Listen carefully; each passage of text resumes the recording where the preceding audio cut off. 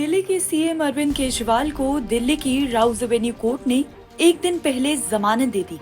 इसके बाद आप नेताओं ने खुशी का इंतजार किया। इजहार किया, लेकिन सुबह होते ही ईडी फैसले के खिलाफ दिल्ली हाई कोर्ट पहुंच गई, जहां पर निचली अदालत के फैसले पर रोक लगा दी गई। इसी बीच जस्टिस न्याय बिंदु का नाम चर्चा में है। जस्टिस न्याय बिंदु ने ही सीएम केजरीवाल को जमानत दी थी। इसके बाद लोग जज के बारे में सर्च करने लगे। सोशल साइट्स में उनके नाम का जिक्र होने लगा। न्याय बिंदु ने ईडी को कड़ी फटकार भी लगाई है। यहाँ हम आपको बताते हैं कि न्याय बिंदु कौन है। जैसे ही कोर्ट ने सीएम केजरीवाल को जमानत दी, वैसे ही सुप्रीम कोर्ट की वकील इंदिरा जय सिंह एक्स पर पोस्ट कर दिल्ली के मुख्यमंत्री अरविंद केजरीवाल और उनकी टीम को बधाई देने लगी। उन्होंने कहा कि जमानत देने वाला जज का नाम है न्याय बिंदु। न्याय बिंदु दिल्ली के रोहिणी कोर्ट के नॉर्थ वेस्ट डिस्ट्रिक्ट की सीनियर सिविल जज रह चुकी हैं।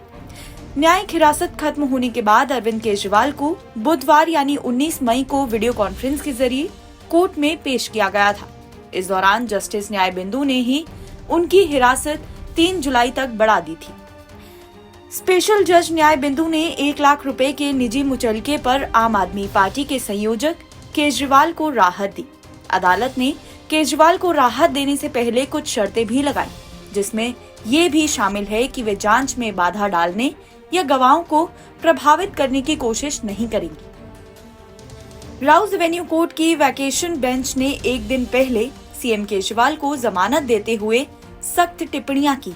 अदालत ने ये भी माना है कि केजरीवाल के खिलाफ कोई सीधा सबूत नहीं है। जज न्याय बिंदु ने अपने आदेश में कई अहम बातें कही हैं। कोर्ट ने कहा कि ईडी रिकॉर्ड पर ऐसा कुछ नहीं रखा है जिससे पता चले कि विजय नायर याचिकाकर्ता के निर्देश पर काम कर रहा था। जांच एजेंसी ये साबित करने में भी विफल रही है कि विनोद चौहान का चरणप्रीत के साथ नजदीकी संबंध था। कोर्ट ने सवाल किया कि इस तरह जांच एजेंसी कैसे याचिकाकर्ता को दोषित साबित कर सकती है, यदि याचिकाकर्ता की इनसे पुरानी पहचान भी हो तो। दिल्ली की कोर्ट में स्पेशल जज न्याय बिंदु ने सीएम केजरीवाल को जमानत देते हुए ईडी की 48 घंटे के लिए जमानत आदेश पर रोक लगाने की याचिका भी खारिज कर दी।